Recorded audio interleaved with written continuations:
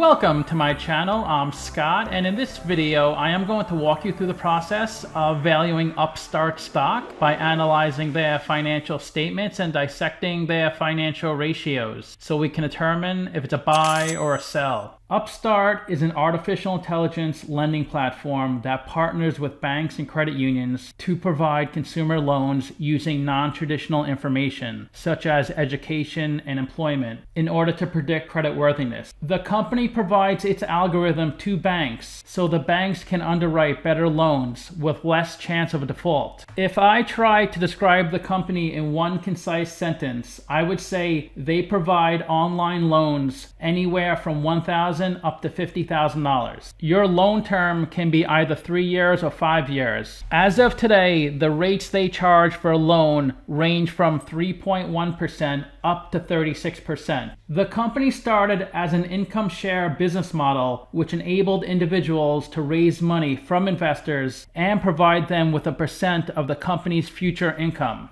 In 2014, it pivoted away from that business model and moved towards the personal loan marketplace. They developed an income and default prediction model to determine creditworthiness of a potential borrower. In addition to traditional underwriting criteria like FICO score, credit report, and income, the Upstart underwriting process considers education and work history. And they use all of this intelligence to develop a statistical model of the borrower's financial capacity and their likelihood to repay the loan. The company is headquartered in San Mateo, California, and was founded in 2012. The ticker trades on the Nasdaq, Deutsche Börse, Mexican Bolsa, and Sao Paulo Stock Exchange. Let's get started with the model. This is a large cap company, 11 billion market cap. They're trading at $130 a share, and they have 82 million shares outstanding. Let's look at their financials. The way you value a company is you estimate the free cash flows into the future, and then you discount those numbers back to today's value. That's what we're doing in this video. And free cash flow is cash flow from operations minus capital expenditures. Their expenses are pretty low, so they do have positive free cash flow each year. Net income is the profit or loss on the income statement. It's revenue minus expenses. And they had their biggest in 2021 by far at $135 million. Revenue is a sales for the company, and that looks amazing, going from $96 million up to $849 million.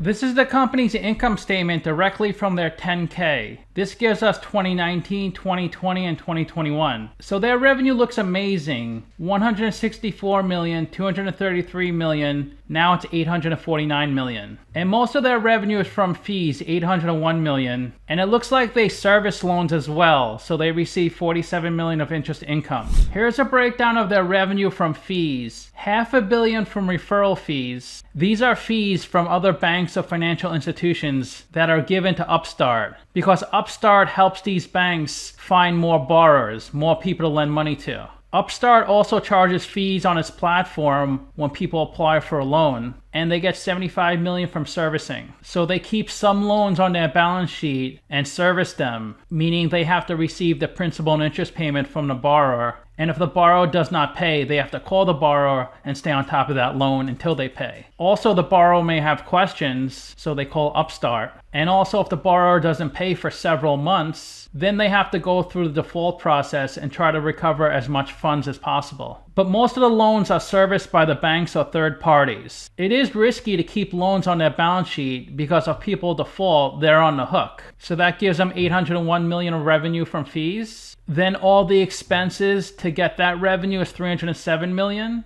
Upstart needs to pay employees for customer support. They also need to pay employees to work on their website and algorithm. They spent $96 million in verifying loans. That includes the employee's salary that has to gather all the information, the FICO score, the education history, and all the credit on the borrower. Plus there may be fees to pull that information. That's also part of the $96 million. The total direct expenses are $404 million. They call gross profit contribution profit, and that's been increasing really nicely from 31% to 50%. As they do more business, their margins should be increasing. Their biggest expense is marketing, $333 million. They market to banks and financial institutions to get their business. 118 million in operations. They need to spend a lot of money working on their AI algorithm. That was 134 million. And general and administrative is 123 million. They had negative operating income in 2019, a small positive in 2020, and a big positive in 2021. Their net income has improved dramatically from a loss of 5 million to a gain of 135 million. The loan volume went from 2.7 billion to 3.4 billion up to almost 12 billion. That's pretty amazing growth. They provided 1.3 million loans in 2021. That's roughly $9,000 per loan. And the conversion rate has been going up from 13% to 24%. The more loans that are fully automated, the higher the margins, because it's a lot cheaper for a fully automated loan, as opposed to spending lots of time identifying the borrower's creditworthiness. If I entered information to apply for a loan on their website, if I had a high FICO score, say 750, and I have a high salary, then my loan may be funded automatically. But if my FICO score isn't so great, like 600, and I'm unemployed, then the loan will not be funded automatically. An employee at Upstart or the bank would have to do a lot more digging and research to identify if that person is worthy of a loan. This chart shows us by quarter the total loans funded and the conversion rate. So their growth is pretty phenomenal. Look how much they're increasing. And more loans are getting approved. It was as low as 9%. That's right in the beginning of COVID. Now it's at 24%. Hopefully these loans are good loans because you don't want too many defaults. But that's their business model, to create an algorithm to identify quality borrowers that are less likely to default. Also, the algorithm is designed to charge an appropriate interest rate. This is the dollar amount of loans by quarter. It grew 33% from the third quarter to the fourth quarter, over 4 billion in loans funded. And their fully automated loans has gone up a lot as well, from 42% up to 70%. This implies their algorithm is getting smarter and more efficient. My big concern is fraud, and they do mention fraud is minimal. This is the company's statement of cash flows. The top line is operating cash flow. That's how much cash the company generates from its operational business. They generated more cash flow in 2021 than the prior 3 years combined. And they spent 15 million in CapEx. This is mostly on their software infrastructure. Operating cash flow minus CapEx gives you your free cash flow. And they are cash flow positive, so I imagine they may pay a dividend sometime in the future. They did raise a lot of capital stock. This is mainly from the IPO. And they did add a lot of debt in 2021, over 700 million. This is their operating cash flows from their 10K. And the way you calculate operating cash flow, you start with your net income, then you have to add or subtract the non-cash items on the income statement. We have to add back 73 million of stock-based compensation. This is a non-cash item that brings down your net income, but we add it back here. Using stock-based compensation is a good way to attract talented employees, also to retain employees. They purchased 8.7 billion of loans in 2021. So it was a cash inflow and outflow because they act as an intermediary between the borrower and the bank. They receive the cash from the bank and then use that cash to give to the borrower. They did loan out $219 million to borrowers, and they're keeping those loans on their balance sheet. And they have a third party servicing the loans. And in 2021, they received $120 million from the loans they're servicing. Even though they reported an accounting profit of $135 million, they actually generated $168 million of cash flow. They were cash flow positive in 2019 because it's really low expenses. They just act as an intermediary, so they don't really take much risk. Like, for example, buying inventory, building factories, or buying equipment. They don't have to deal with any of that stuff, which is why they're cash flow positive so early on. And look how much their revenue has gone up since 2017. It was a pretty steady growth. Then in 2021 it took off, and their operating cash flow is a lot higher as well. Their revenue is projected to continue on growing, and their operating cash flow is to remain pretty steady. At least that's the forecast. This is the investing and financing sections in their statement of cash flows, 2019, 2020, and 2021. In their investing section, they had a cash outflow of 144 million. That's mainly from funding 159 million of loans. In their financing section, they took on 718 million of debt, They received $264 million from the IPO, so in their financing section they had a cash inflow of $855 million. This is the equity section on their 12/31 balance sheet. They have $300 million of equity. They raised $369 million from selling their business, and they lost $69 million from running their business. Retained earnings is the sum of all their prior net incomes, but by the end of this year, this number should be positive. Let's look at the capital structure. $800 million of equity, $800 million of debt. They're 50% equity, 50% debt. And they could pay off all the debt with the cash on their balance sheet and still have $400 million of cash left over. This red line is their debt balance since 2019, so it was really low for a long time until recently. This green line is their cash balance, and the blue line is their equity balance. Their debt was higher than their equity, but now their equity is higher than their debt. Ideally, you'd like to see equity higher than debt. And I gave them the lowest whack on Finbox, 5.8%. Because weighted average cost of capital is the cost to obtain debt plus the cost to obtain equity financing, and it's pretty cheap for this company to get money, since that's pretty much what it does. We estimated 4 years of future free cash flows. We also estimated a terminal value, which is all cash flows past year 4, that's $11 billion. We discounted those numbers back to today using weighted average cost of capital. We get a value of the company of $9.9 billion. We divide that by 82 million shares. And we get a calculated stock price of $120. They're trading at $130, so they're trading at an 8% premium. It's a sell according to the model. Their revenue is projected to grow 24%, so I grew it by that amount for the next 4 years. That's how I got their future revenue estimates. To get their future free cash flows, I need to see what percent of their revenue they convert to free cash flow. So I summed up these 4 free cash flow numbers and I divided by these 4 revenue numbers. And that comes out to 18%, so I multiplied their future revenue estimates by 18%. That's how I got their future free cash flows. Simply, Wall Street's valuation is $81. They're saying the stock is 61% overvalued. 9 analysts priced this stock and the average is 213, the low is 100, the high is 350.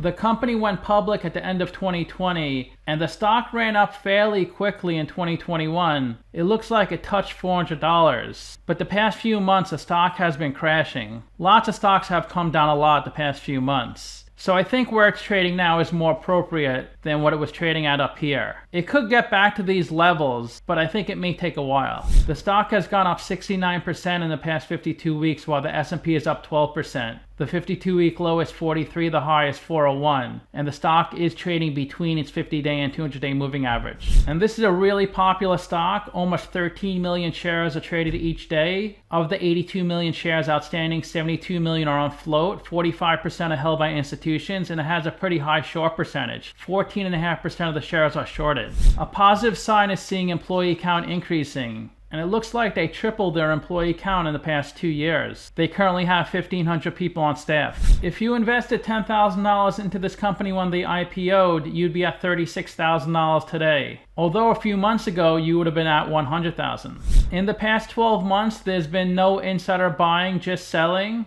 1.4 million shares and then over 4 million this quarter. Here's a list of the date of the insider sells, the person or company, the number of shares, and the price. The CEO of the company sold 137,000 shares at $343. So that was a really smart time to sell. That's almost at the peak. Half the company is owned by institutions, 36% by the general public and 15% by insiders. The biggest shareholder is a founder and CEO at 13%. His stock is worth $1.4 billion. Then Vanguard at 6%, Vulcan Value Partners, third point, and Rakuten owns 4%.